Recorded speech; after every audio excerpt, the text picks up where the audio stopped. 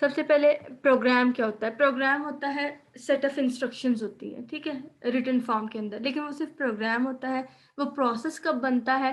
जब हम उन रिटन स्टेटमेंट्स को, रिटन इंस्ट्रक्शन को एग्ज़ीक्यूशन के अंदर लेके आते हैं ना, उनको रनिंग फॉर्म में लेके आते हैं, तो वो हमारा प्रोग्राम जो है वो प्रोसेस बन जाता है, ठीक है?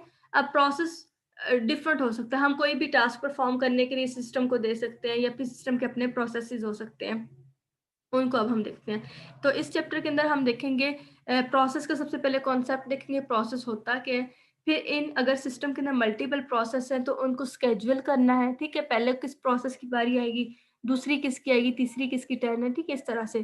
फिर प्रोसेसेस के ऊपर कौन-कौन से ऑपरेशन परफ़ॉर्म किए जाते हैं। फिर प्रोसेसेस के दरमियान जो कम्युनिकेशन जो कि पहले भी बात हुई है, उस कम्युनिकेशन को डिटेल से हम लोग पढ़ना है। इंटर प्रोसेस कम्युनिकेशन आईपीसी इसको कहते हैं, ठीक है? आईपीसी की एग्ज़ाम्पल्स हैं और उसके अलावा जो है यहाँ पे क्लाइंट सर्वर सिस्टम के दरमियान जो है कम्युनिकेशन है। अब ऑब्जेक्टिव है लेकिन यहीं से हमें समझ आएगी कि प्रोसेस होता क्या है। To introduce the notion of process a program in execution, ठीक है? अब प्रोसेस क्या है? A program in execution is a process, ठीक है?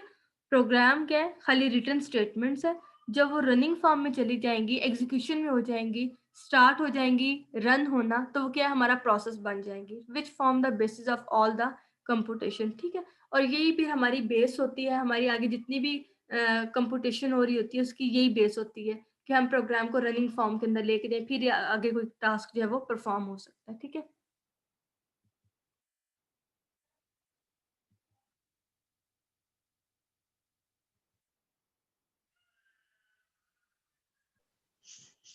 To describe the various feature of process including scheduling, creation, termination and communication, ठीक है? फिर हमने प्रोसेस की ये सारी चीज़ें जो है इनको भी रीड आउट करना है कि प्रोसेस की स्केड्यूलिंग क्या है, प्रोसेस को क्रिएट किस तरह करना है, प्रोसेसेस टर्मिनेट किस तरह से होंगे और प्रोसेस के दरमियान कम्युनिकेशन क्या है, ठीक है?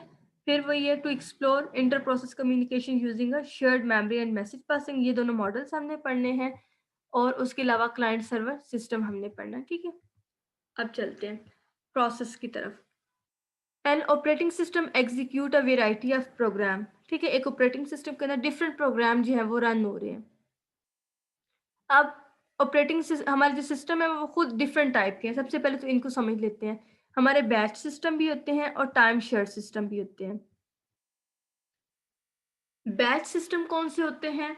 जो आपस में कम्युनिकेट नहीं कर रहे होते सिस्टम, ठीक है? जिन सिस्टम के दरमियान प्रोसेसेस वगैरह कम्युनिकेट नहीं कर रहे होते, बस अपने-अपने काम है और वो उनको परफॉर्म कर रहे हैं, ठीक है?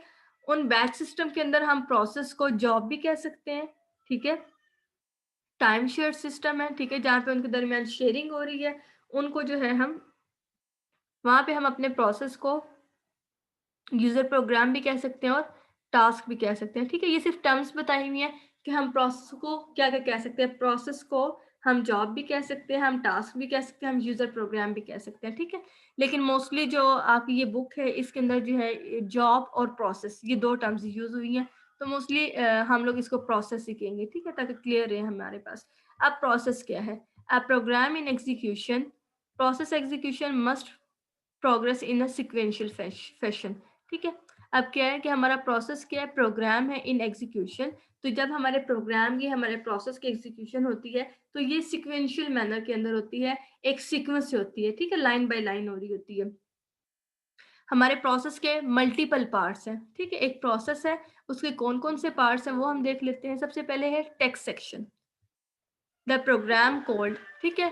प्रोग्राम कोड हमारे जो प्रोग्राम है, जो हमारा प्रोसेस है, उसका जो कोड है, वो टेक्स्ट सेक्शन है।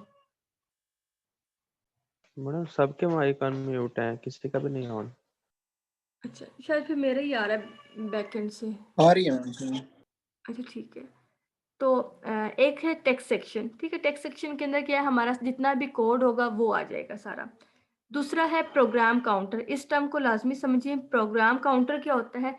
Current activity including a program counter. आपके सिस्टम प्रोसेस की जो करंट एक्टिविटी परफॉर्म हो रही है ना, उसके अंदर क्या होता है? प्रोग्राम काउंटर होता है। लेकिन प्रोग्राम काउंटर क्या बताता है? प्रोग्राम काउंटर बताता है कि नेक्स्ट कौन सी इंस्ट्रक्शन है जिसने एग्जीक्यूट होना है।